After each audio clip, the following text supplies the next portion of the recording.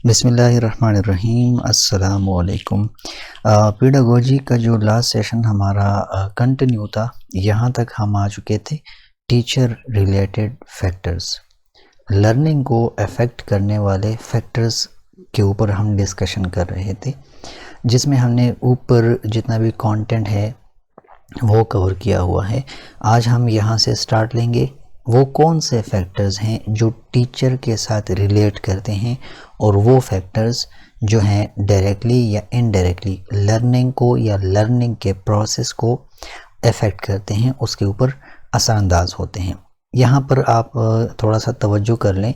The teacher plays a central role in the learning process. ये तो आप सबको पता होगा कि जो बुनियादी जो मरकज़ी किरदार होता है लर्निंग के प्रोसेस में, वो किसका होता है? टीचर। कहीं पर आपसे कोई पूछ ले तो आपको ये पता होना चाहिए कि सेंट्रल रोल लर्निंग के प्रोसेस के अंदर टीचर का होता है। क्लियर हो गया? अच्छा, टीचर की पर्सनैलिटी, ये वो चीज़ें हैं, और टीचर का एटीट्यूड, और एक टीचर के जितने भी टीचिंग मेथड्स हैं जो वो अपनाता है, जितनी भी स्ट्रेटजीज़ हैं क्लासरूम के अंदर, वो सारे, ठीक है, यहाँ से लेकर यहाँ तक टीचर की पर्सनैलिटी, टीचर के एटीट्यूड्स और टीचर के जितने भी टीचिंग मेथड्स हैं वो बहुत ज़्यादा स्टूडेंट्स की जो लर्निंग होती है, उनका जो लर्निंग होता है या लर्निंग आउटकम जिसको कहते हैं, उसको अफेक्ट करता है, उसको इन्फ्लुएंस करता है। अब वन बाय वन करके इसको हम समझने की कोशिश करते हैं। टीचिंग मेथड्स और स्ट्रेटजीज़, ये देखें डायरेक्टली उसके साथ रिलेट करता है। कोई भी टीचिंग मेथड या कोई भी टीचिंग स्ट्रेटजी डायरेक्टली स्टूडेंट्स की लर्निंग को अफेक्ट करेगा, उसको इन्फ्लुएंस करेगा। एक अच्छा जो टीचिंग मेथड होता है या एक अच्छी हिकमत अमली स्ट्रेटजी जो होती है, उसका ज़ाहिर सा मतलब है कि वो लर्निंग के प्रोसेस को अच्छा करेगा, लर्निंग को इम्प्रूव करेगा। अगर टीचिंग मेथड सही ना हो, सूटेबल ना हो, किसी टॉपिक को समझाने के लिए कोई एक टीचिंग मेथड चाहिए और जो टीचर है वो कोई दूसरा टीचिंग मेथड अपनाता है जो सूट नहीं करता, जो सूटेबल ना हो, तो वो डायरेक्टली उसको इन्फ्लुएंस करेगा, उसको असरअंदाज करेगा। Use of interactive, student centred and activity based methods leads to better learning. यहाँ इस पॉइंट के अंदर आपको क्या मिल रहा है कि जितना आप इंटरेक्टिव सेशन बनाएंगे, जितना आप स्टूडेंट के ऊपर तवज्जो देंगे, यानी स्टूडेंट सेंटर्ड होके पढ़ाएंगे, ठीक है, या फिर जितना आप अपनी टीचिंग मेथड्स के अंदर एक्टिविटीज़ को इंक्लूड करेंगे, तो आपकी जो टीचिंग मेथड है वो एक अच्छा टीचिंग मेथड होगा, डायरेक्टली लर्निंग के प्रोसेस को अफेक्ट करेगा, उसको बेहतर करेगा, उसको इम्प्रूव करेगा। फर्स्ट पॉइंट, मोनोटोनियस लेक्चर्स और lack of engagement reduce interest.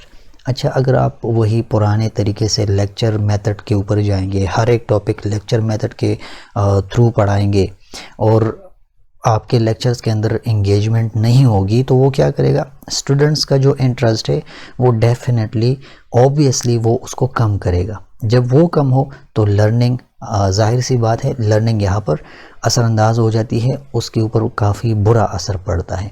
तो ये टीचिंग मेथड्स और स्ट्रेटजीज़ के हवाले से हमने डिस्कस किया कि ये किस तरह लर्निंग के प्रोसेस को अफेक्ट करते हैं। अच्छा, सेकंड पॉइंट देख लेते हैं, teachers personality and attitude. Teacher की जो पर्सनैलिटी है, उनका जो एटीट्यूड है, वो किस तरह से लर्निंग के प्रोसेस को अफेक्ट करता है। यहाँ पर आप तवज्जो दें। A friendly, supportive and fair teacher encourages participation. देखें, एक ऐसा टीचर जिसके अंदर ये चीज़ें होंगी, एक फ्रेंडली, सपोर्टिव और फेयर टीचर अगर वो है, तो वो क्या करेगा? जाहिर सी बात है, वो पार्टिसिपेशन को इनकरेज करेगा, पार्टिसिपेशन को सपोर्ट करेगा। और जिस क्लासरूम के अंदर पार्टिसिपेशन होगी, स्टूडेंट और टीचर दोनों इंटरेक्ट करेंगे, वो क्वेश्चन आंसर का सेशन रखेंगे, तो क्या होगा?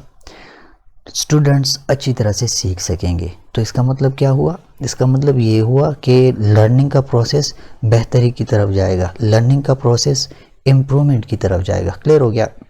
अच्छा, अगर इसी तरह इसके बरक्स टीचर अगर हार्श या बायस बिहेवियर, मतलब जिसमें जानिबदारी हो, हार्श या बायर बिहेवियर अगर किसी टीचर का हो तो वो क्या करेगा, लर्निंग के प्रोसेस को अफेक्ट करेगा, लर्निंग का प्रोसेस उसकी वजह से ख़राब होगा, लर्निंग अच्छी तरीके से नहीं होगी।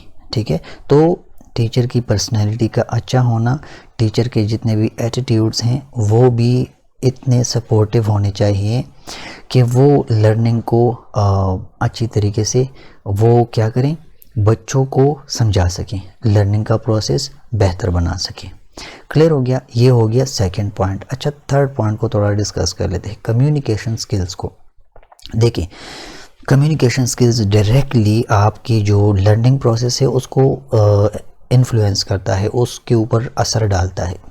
जितना कोई टीचर अच्छी तरह से कम्युनिकेट कर सकेगा, ठीक है, वो अपने स्टूडेंट्स को अच्छी तरह से समझा सकेगा। जब स्टूडेंट्स अच्छी तरह से समझ सकेंगे तो लर्निंग का प्रोसेस क्या होगा, इम्प्रूव कहलाएगा, इम्प्रूव्ड लर्निंग प्रोसेस बन जाएगा।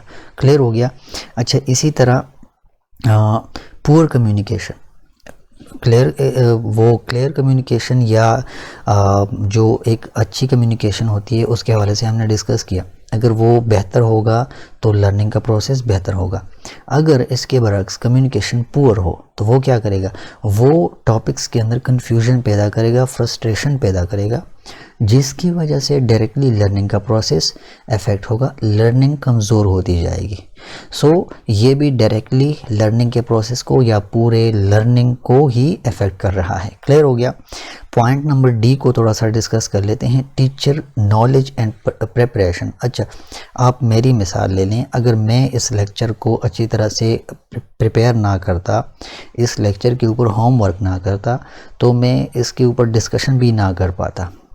सो यहाँ इस पॉइंट के अंदर आपको ये आइडिया लग रहा है, आइडिया मिल रहा है कि टीचर का नॉलेज, ठीक है, किसी भी टॉपिक से रिलेटेड उसका बैकग्राउंड नॉलेज अगर टीचर के पास हो तो वो क्या करेगा, लर्निंग का प्रोसेस इम्प्रूव रहेगा, लर्निंग में इम्प्रूवमेंट आएगी। ठीक है, सो किसी भी टॉपिक के लिए टीचर के पास नॉलेज का होना और उसको अच्छी तरह से प्रिपेयर करना, ये भी डायरेक्टली लर्निंग को या लर्निंग के प्रोसेस को इन्फ्लुएंस करता है। यहाँ पर सिंपल सेंटेंसेस के अंदर लिखा है, well prepared teacher with strong subject knowledge can explain concepts confidently. अगर एक टीचर है, ठीक है, वो किसी भी सब्जेक्ट का माहिर भी है और वो उस सब्जेक्ट से रिलेटेड कंटेंट को अच्छी तरीके से तैयार भी करता है, तो वो क्या करेगा, वो टॉपिक्स को कॉन्फिडेंटली ज़बरदस्त तरीके से और ऐसे तरीके से पढ़ाएगा कि बच्चों का कॉन्सेप्ट क्लियर होगा।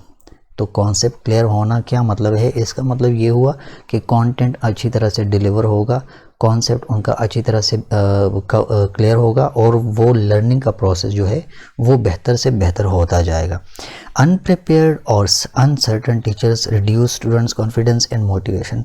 जो टीचर ख़ुद तैयार ना हो, ठीक है, जो ख़ुद किसी टॉपिक्स के ऊपर शको शुबे में पड़ जाता हो, तो वो स्टूडेंट्स को भी ख़राब कर देता है। स्टूडेंट्स की जो एंगेजमेंट होती है, एक तो वो रिड्यूस हो जाती है, पार्टिसिपेशन ख़त्म हो जाती है, दूसरा स्टूडेंट्स का जो कॉन्फिडेंस और उनकी जो मोटिवेशन होती है वो भी डाउन हो जाती है। क्लियर हो गया। सो हमने यहाँ पर ये पढ़ लिया कि टीचर का बैकग्राउंड नॉलेज और किसी भी टॉपिक से रिलेटेड उसकी जो प्रिपरेशन है वो भी डायरेक्टली लर्निंग के प्रोसेस को अफेक्ट करता है। क्लियर हो गया। पॉइंट नंबर ई को डिस्कस कर लेते हैं, teacher student relationship. I think ये भी ऊपर हमने पढ़ लिया कि फेयर टीचर होना, फ्रेंडली टीचर होना, ठीक है, वेल प्रिपेयर्ड टीचर होना, सो वो भी इसी को ही टारगेट करता है। टीचर स्टूडेंट रिलेशनशिप को अगर आप देख लें, so mutual respect, teacher students की रिस्पेक्ट करेगा, स्टूडेंट्स अपने टीचर की रिस्पेक्ट करेंगे और ट्रस्ट इनके बीच में, ठीक है, इनके बीच में एतमाद, एतबार, वो प्रमोट करेगा एक अच्छे लर्निंग एनवायरनमेंट को, एक हेल्थी लर्निंग एनवायरनमेंट को। इसी तरह इसके बरक्स नेगेटिव रिलेशनशिप्स, ठीक है, टीचर अपने स्टूडेंट्स के ऊपर किसी भी पॉइंट के ऊपर बिला वजह गुस्सा करता है और स्टूडेंट्स भी अपना बिहेवियर शो नहीं करता सही तरीके से, सो नेगेटिव रिलेशनशिप बन जाता है। वो क्या करेगा, क्रिएट फियर, डर पैदा करेगा एंड हैंडल लर्निंग को वो डेफिनेटली एक बुरे तरीके से उसको असरअंदाज करेगा। क्लियर हो गया। सो टीचर स्टूडेंट का रिलेशनशिप भी डायरेक्टली इस चीज़ को अफेक्ट करता है। क्लियर हो गया। अच्छा, अब इसको थोड़ा सा डिस्कस कर लेते हैं कि स्कूल या फिर वो जिस इन्वायरमेंट में पढ़ता है लर्नर, वो कौन से फैक्टर्स हैं, वो किस तरह से लर्निंग के प्रोसेस को अफेक्ट करते हैं। तो इन्वायरमेंट में सबसे पहले फ़िज़िकल इन्वायरमेंट आता है। फ़िज़िकल इन्वायरमेंट मीन्स वो जहाँ पर बैठता है, जिस कुर्सी पर बैठता है, जिस टेबल के सामने बैठता है, ठीक है, जिस क्लासरूम में होता है, फ़िज़िकल इन्वायरमेंट उसको बोलते हैं। So adequate lighting, seating, ventilation and classroom space affect comfort and concentration. अच्छा, अगर आपके क्लासरूम में बच्चे बिल्कुल एक दूसरे के ऊपर बैठे हों, स्पेस खाली ना हो, अच्छा वेंटिलेशन अगर वहाँ पे ना हो, सीटिंग अरेंजमेंट सही से ना हो, लाइटिंग का भी मसला हो, बारिश हो रही हो तो ऊपर से पानी आ रहा हो तो फिर भी मसला होता है, ठीक है। फिज़िकल इन्वायरमेंट का अच्छा होना भी डायरेक्टली लर्निंग को अफेक्ट करता है। सो एक अच्छा लाइटिंग वाला कमरा जहाँ पर सीटिंग अरेंजमेंट अच्छी हो, जहाँ पर हवा का सिस्टम हो, वेंटिलेशन हो, क्लासरूम के अंदर स्पेस अच्छा खासा हो, तो वो कंफर्ट और कंसंट्रेशन, ठीक है, स्पेस इफ़ेक्ट, क्लासरूम का जो स्पेस होता है वो भी अफेक्ट करता है कंफर्ट और कंसंट्रेशन को। सो अगर मतलब ये कि ये चीज़ें अगर ना हो, एडिक्वेट लाइटिंग ना हो, सीटिंग अरेंजमेंट सही से ना हो, वेंटिलेशन ना हो और क्लासरूम स्पेस ना हो, तो वो भी इन दो चीज़ों को, कंफर्ट और कंसंट्रेशन को ही अफेक्ट करेंगे, जो कि डायरेक्टली आपके लर्निंग के प्रोसेस को अफेक्ट करते हैं। एक ऐसे कमरे में पढ़ना बिल्कुल भी मुनासिब नहीं रहेगा। नॉइज़, ओवर क्राउडिंग और अनकम्फर्टेबल सेटिंग्स डिस्ट्रैक्ट लर्नर्स। जहाँ पर शोर हो, जहाँ पर ज़्यादा बच्चे बैठे हों, ठीक है, और सारी सेटिंग्स अनकम्फर्टेबल हो, तो फिर लर्नर्स जो होते हैं वो कंसंट्रेट नहीं कर पाते, ठीक है, उनको कंफर्ट का मसला होता है और वो डिस्ट्रैक्ट होते हैं। सो डेफिनेटली लर्निंग का प्रोसेस फ़िज़िकल एनवायरनमेंट की वजह से काफ़ी बुरी तरह से वो उसके ऊपर असर पड़ता है, बुरा असर पड़ता है। सो ये चीज़ें अगर ना हो, ठीक है, तो क्या होता है, लर्निंग का प्रोसेस ख़राब हो जाता है। इन चीज़ों का होना काफ़ी लाजमी है। फर्स्ट पॉइंट तो हो गया। Second point, learning resources. आपके क्लासरूम के अंदर टेक्स्ट बुक्स नहीं हैं, लाइब्रेरी का मसला है, लैब्स स्कूल के अंदर नहीं है, अच्छा आईटी का कोई सब्जेक्ट है उसके लिए कंप्यूटर्स ही नहीं है, टीचिंग करते वक्त टीचिंग एड्स नहीं है, तो क्या होगा, लर्निंग का प्रोसेस ख़राब होगा, लर्निंग का प्रोसेस बुरी तरह से असरअंदाज होगा, ठीक है, लर्निंग का प्रोसेस प्रॉब्लमेटिक होगा।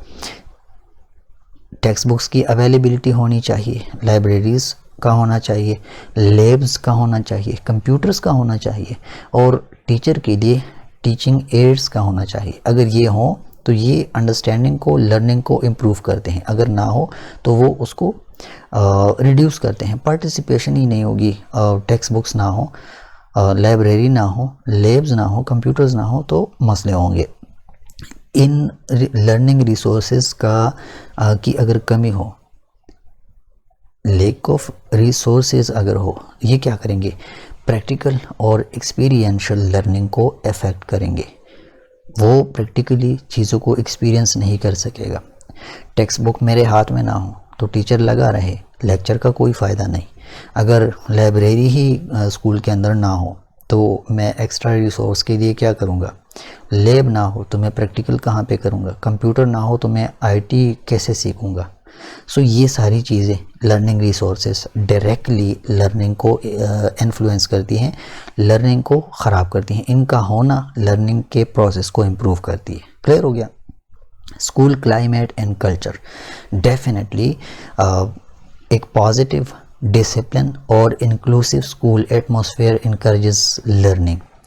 जहाँ पर क्लाइमेट बिल्कुल ठीक हो, ठीक है, डिसिप्लिन अच्छी तरह से हो और इंक्लूसिव स्कूल एटमॉस्फेयर हो, ठीक है, जो सिर्फ और सिर्फ लर्निंग के प्रोसेस को बेहतर बनाने के लिए हो, तो वो डेफिनेटली क्या करेगा, वो इनकरेज करेगा लर्निंग को।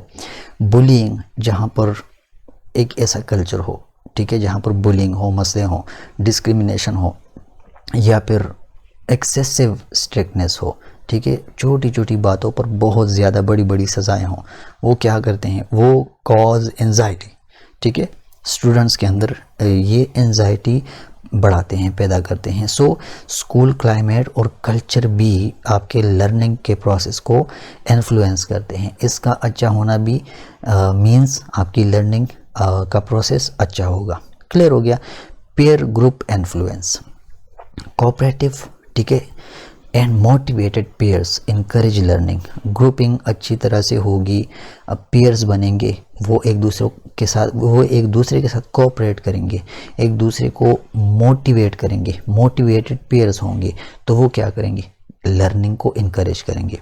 अच्छा, negative peer pressure can lead to distraction and poor performance. अगर इसके बरक्स अगर ये सब कुछ ना हो तो वो क्या करेगा, वो डिस्ट्रैक्शन को और पुअर परफॉर्मेंस को बात वहाँ तक जाएगी। सो पेयर ग्रुप भी आपके लर्निंग के प्रोसेस को इन्फ्लुएंस करता है। क्लियर हो गया। सो ये वो फैक्टर्स थे जो एनवायरमेंटल, स्कूल, फिज़िकल, वो रिसोर्सेज वगैरह, वो सारी चीज़ें थी जो आपके लर्निंग के प्रोसेस को इफ़ेक्ट करते हैं। अब जाते हैं और socio economic and home factors, ठीक है, घरेलू जो फैक्टर्स हैं उसको डिस्कस करते हैं। पहला यहाँ पर है पेरेंटल एजुकेशन एंड इन्वॉल्वमेंट। ये बहुत ही ज़्यादा इसको डिस्कस किया जाता है कि वालिदैन हमारे साथ कोऑपरेट नहीं करते। ये भी डायरेक्टली आपके लर्निंग के प्रोसेस को अफेक्ट करते हैं, उसके ऊपर असर डालते हैं। Educated and supportive parents create a learning friendly environment at home. जाहिर सी बात है कुछ हद तक, ठीक है, ज़रूरी नहीं है कि पेरेंट्स अगर एजुकेटेड हों, अनएजुकेटेड पेरेंट्स भी अपने बच्चों को सपोर्ट करते हैं, लेकिन वो भी 100% नहीं, ठीक है। बहुत से अनएजुकेटेड पेरेंट्स होते हैं जो ये ख्याल करते हैं कि हमने नहीं पढ़ा तो बच्चे क्या पढ़ के क्या करेंगे। सो एजुकेटेड, और अगर वो ज़्यादा तालीम याफ्ता हों, आपने नोट भी किया होगा तालीम याफ्ता लोगों के घरों में एक डिसिप्लिन होता है, एक लर्निंग के लिए फ्रेंडली एनवायरनमेंट वो प्रोवाइड करते हैं अपने बच्चों को। इवन वो होम ट्यूटर्स रख लेते हैं, तो वो क्या होता है, वो भी एक लर्निंग के प्रोसेस को बेहतर करने के लिए वो अपनी कोशिश करते हैं। पेरेंटल एजुकेशन एंड इन्वॉल्वमेंट, तो जितने पेरेंट इन्वॉल्व होंगे और वो ख़ुद एजुकेट होंगे तो वो कोशिश करेंगे अपने बच्चों के लिए रिसोर्सेस की एलोकेशन करेंगे और उनको एक लर्निंग फ्रेंडली एनवायरनमेंट प्रोवाइड करने की कोशिश करेंगे और करते भी हैं। क्लियर हो गया। अच्छा, parents who show interest in homework and school activities enhance their child's progress. ये बहुत ही इम्पॉर्टेंट पॉइंट है।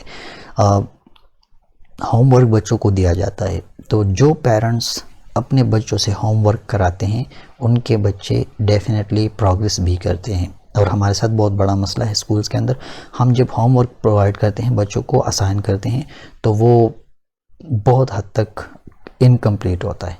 क्यों? क्योंकि घर में कोई उनको कहता नहीं है कि आपको अगर होमवर्क मिला है तो काइंडली वो होमवर्क कंप्लीट कीजिए। सो इट मीन्स के पेरेंटल एजुकेशन, वो भी एजुकेट हों, वो भी एजुकेटेड हों और वो ख़ुद इन्वॉल्व भी हों उन चीज़ों के अंदर, तो वो अपने बच्चों को भी इन्वॉल्व रखते हैं। अगर ऐसा हो तो ये डेफिनेटली क्या करते हैं, लर्निंग के प्रोसेस को बेहतर बना सकते हैं।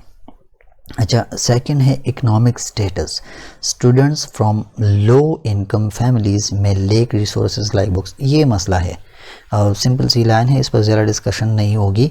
लो इनकम की जो फैमिलीज़ होती हैं उनको रिसोर्सेज का मसला होता है, जैसे कि बुक्स और एक्स्ट्रा ट्यूशन्स और इंटरनेट वगैरह, ये मसले होते हैं वहाँ पर जहाँ पर लो इनकम हो। तो ये भी लर्निंग का प्रोसेस इसकी वजह से अफेक्ट होता है। क्लियर हो गया। Financial stress affects concentration and attendance. मेरे साथ ख़ुद किसी टाइम ये बहुत बड़ा मसला था यूनिवर्सिटी ऑफ मर्दान में, university of engineering and technology Mardan, वहाँ पर मैं पढ़ रहा था। तो फाइनेंशियल इश्यूज़ काफ़ी ज़्यादा थे, तो मैं क्लासरूम के अंदर कंसंट्रेट नहीं कर पा रहा था और इवन मेरी अटेंडेंस अपनी बहुत ज़्यादा ख़राब रहती थी, क्योंकि हालात ऐसे ख़राब थे कि मेरे पास आने जाने का जो फेयर होता है वो भी नहीं होता था, ठीक है, किराया भी नहीं होता था।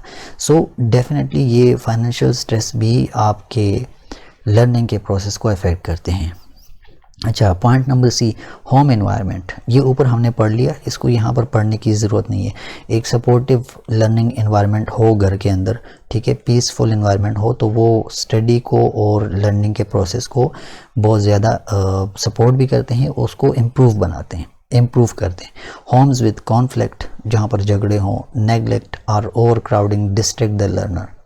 जाहिर सी बात है, वहाँ बच्चा कैसे पढ़ेगा जहाँ पर सारा दिन झगड़े वगैरह वो सीन हो। क्लियर हो गया। होम एनवायरनमेंट भी उसको इन्फ्लुएंस करता है, उसको उसके ऊपर असर डालता है। अच्छा, cultural and social background. Cultural values and beliefs shape attitudes toward education, discipline and gender roles. ये भी है, आप जिस कल्चर के अंदर हो तो वो कल्चर वैल्यूज़, ठीक है, वहाँ के जो इक़दार होते हैं वो वहाँ पर जो बिलीव करते हैं वो बच्चों की एटीट्यूड्स को शेप करती हैं, वो बच्चों की एटीट्यूड्स बनाती हैं, उनका बिहेवियर सेट करती हैं towards education, discipline and gender roles. तो वो अगर ठीक होंगी, कल्चर बिलीव, कल्चर वैल्यूज़ वो अगर ठीक होंगी, सो डेफिनेटली वो तालीम की तरफ, लर्निंग की तरफ उनका रुझान होगा, वो उसको ज़्यादा अपने ख्याल में रखेंगे, नज़र में रखेंगे। Teacher must respect diversity and ensure inclusion. यहाँ पर आपने ये पॉइंट देखा होगा, क्लासरूम्स के अंदर मुस्लिम स्टूडेंट्स भी होते हैं और नॉन मुस्लिम्स भी होते हैं। तो इसका ये मतलब नहीं कि टीचर सिर्फ मुस्लिम्स को ही इम्पोर्टेंस देगा, वो नॉन मुस्लिम्स को भी इम्पोर्टेंस देगा और उनकी वैल्यूज़ जो होंगी, उनके जो बिलीव्स होंगे, उनकी रिस्पेक्ट करेगा, ठीक है। और क्या करेगा, डाइवर्सिटी को रिस्पेक्ट करेगा। Teacher must respect diversity and ensure inclusion. तो ऐसी सूरत में क्या होगा, लर्निंग का प्रोसेस इम्प्रूव होता जाएगा। क्लियर हो गया। ये थे सोशियो इकोनॉमिक वो फैक्टर्स। क्लियर हो गया, socio economic and home factors. अच्छा, पॉइंट नंबर 8, साइकोलॉजिकल फैक्टर्स। ये काफ़ी इंपॉर्टेंट है, इसके ऊपर आपने ख़ुद भी काफ़ी रिसर्च करना है। These involve the mental, psychological, ठीक है, मेंटल मतलब माइंड के साथ, और इमोशनल एस्पेक्ट्स, वो वाले पहलूज जो हैं वो किस तरह से लर्निंग को अफेक्ट करते हैं। इमोशनल स्टेट, देखें इमोशनल स्टेट कैसे लर्निंग को अफेक्ट करता है। जहाँ पर एक बच्चे को स्ट्रेस हो, एंजाइटी हो, डर हो, तो वो क्या करेगा, अटेंशन और मेमोरी को अफेक्ट करेगा। क्लियर हो गया, वो कंसंट्रेट नहीं कर पाएगा। सो डायरेक्टली लर्निंग का जो प्रोसेस है वो अफेक्ट होगा। अच्छा, positive emotion such as confidence and curiosity enhance learning. जहाँ पर पॉजिटिव इमोशंस हों, बच्चे के अंदर ये मसले ना हों, तो क्या होगा, लर्निंग का प्रोसेस इम्प्रूव होता जाएगा, इन्हेंस होता जाएगा। क्लियर हो गया। पॉइंट बी आप देख लें, अटेंशन एंड कंसंट्रेशन। ये दोनों भी माइंड के साथ, साइकोलॉजिकल फैक्टर्स हैं, माइंड के साथ रिलेट करते हैं। लर्निंग के लिए आपको पता है फोकस का होना लाजमी है। Learning requires focus. जहाँ पर फोकस ना हो, डिस्ट्रैक्शन हो या इंटरेस्ट कम हो, लेक ऑफ इंटरेस्ट हो, तो वहाँ पर क्या होगा, वहाँ पर रिडक्शन आएगा। किस चीज़ में, इंफॉर्मेशन को गेन करने में, इंफॉर्मेशन को एब्जॉर्ब करने में, ठीक है।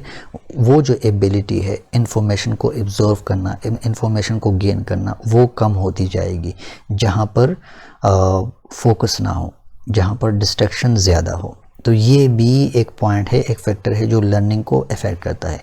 अच्छा, मेमोरी एंड रिटेंशन। रिटेंशन किस चीज़ को कहते हैं, रिटेन रहना, the ability to retain and recall information aspect, information affects learning performance. चीज़ों को ज़्यादा देर तक अपने जहन में याद रखना, recall information affects learning performance, ठीक है।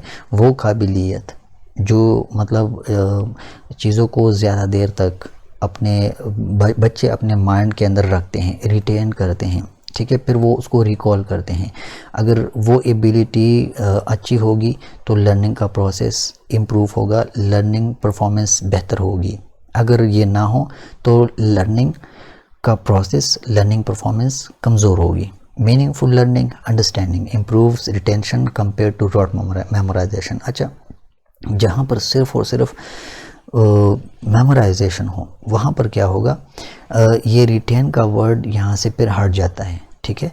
वो रट्टा होता है, ठीक है, कॉन्सेप्चुअल चीज़ नहीं होती। सो यहाँ पर मेमोरी एंड रिटेंशन की बात हो रही है कि ये दो ऐसी चीज़ें हैं, मेमोरी एंड रिटेंशन, जो आपके लर्निंग को अफेक्ट करते हैं। जहाँ पर ये एबिलिटी ज़्यादा होगी कि चीज़ों को बच्चा अपने जहन में रखता भी है और वो उसको अंडरस्टैंड भी करता है, रिटेन भी करता है, उसको अंडरस्टैंड भी करता है, वो डेफिनेटली क्या करेगा, अच्छी तरह से परफॉर्म करेगा, लर्निंग परफॉर्मेंस शो करेगा। सो ये भी है कि ये लर्निंग के प्रोसेस को बेहतर करता है। क्लियर हो गया? अच्छा, तो ये भी उसको अफेक्ट करता है। Point number D, reinforcement and feedback. Positive reinforcement के हवाले से एक लेक्चर मेरा था, मैंने आप लोगों के साथ उसका लिंक शेयर किया था। उसमें ये है कि पॉजिटिवली आप बच्चों को रीइंफोर्स करें, उनको प्रेज़ करें, ग्रेड्स उनको प्रोवाइड करें, उनको रिकॉग्नाइज़ करें। क्लासरूम के अंदर प्रेज़ करना, ग्रेड्स देना, रिकॉग्निशन करना स्ट्रेंथन्स लर्निंग। ये ऐसी चीज़ें हैं जो बच्चों को मोटिवेट करती हैं। ये पॉजिटिव रीइंफोर्समेंट लर्निंग के प्रोसेस को बेहतर बनाने में काफ़ी हेल्पफुल है। Immediate and constructive feedback helps learner correct mistakes. अच्छा, कंस्ट्रक्टिव फीडबैक देना, ठीक है, जैसे ही आपने कोई टॉपिक पढ़ाया, उसके ऊपर आपने टेस्टिंग की, तो फिर आपने इमीडिएट जल्दी से और आपने कंस्ट्रक्टिव फीडबैक दिया, तो बच्चों के जो मिस्टेक्स होते हैं वो उनको एक रिस्पेक्ट सी मिल जाती है कि चलो गलती हुई है, अब इसको करेक्ट कर लेते हैं। सो ये मिस्टेक्स को ठीक करना पॉजिटिव और कंस्ट्रक्टिव फीडबैक की वजह से उनको मिस्टेक्स को ठीक करने का अच्छे से आइडिया हो जाता है और वो ठीक भी कर लेते हैं। तो रीइंफोर्समेंट और फीडबैक, ये दो ऐसी चीज़ें हैं जो कि लर्निंग के प्रोसेस को अफेक्ट करते हैं। अच्छा, समरी एंड कंक्लूजन, बस यहाँ तक इसके ऊपर ऑलमोस्ट मैं ऊपर पूरे लेक्चर में डिस्कशन कर चुका हूँ। समरी कंक्लूजन में क्या है कि ये जितने भी फैक्टर्स हमने डिस्कस किए, ये सारे इम्पॉर्टेंट हैं किस चीज़ के लिए, लर्निंग को इम्प्रूव करने के लिए। जितने भी फैक्टर्स हैं, ये लेक्चर लास्ट लेक्चर था और ये काफ़ी इम्पॉर्टेंट है। फैक्टर्स के हवाले से अक्सर पूछा जाता है कि आप बताएं कौन सा फैक्टर और किस लेवल तक वो लर्निंग को इम्प्रूव करता है या उसको इम्प्रूव नहीं करता, उसको ख़राब करता है। सो अक्सर इसके हवाले से इंटरव्यूज़ में भी क्वेश्चन हो जाते हैं, एमसीक्यूज़ भी इसके ऊपर आ जाते हैं। सो इस पूरे लेक्चर का पीडीएफ भी आपको प्रोवाइड कर दूंगा, लिंक आपके साथ ऑलरेडी शेयर कर चुका हूँ। आप जाएँ गूगल ड्राइव पर, ये पीडीएफ आपको मिल जाएगा। और ये पेडागोजी का लास्ट सेशन हमारा कम्प्लीटली ख़त्म हो गया। इसके बाद इंशाल्लाह प्लान ये है कि इंग्लिश क्लास 10 और साथ में जनरल साइंस का सब्जेक्ट हम स्टार्ट कर लें, उसके क्विज़ेस और उसके सेशन इंशाल्लाह हम कंटिन्यू करेंगे। तो फिर इंशाल्लाह आपसे वहाँ पर मुलाकात होगी। अस्सलामु अलैकुम वरहमतुल्लाहि वबरकातुहू।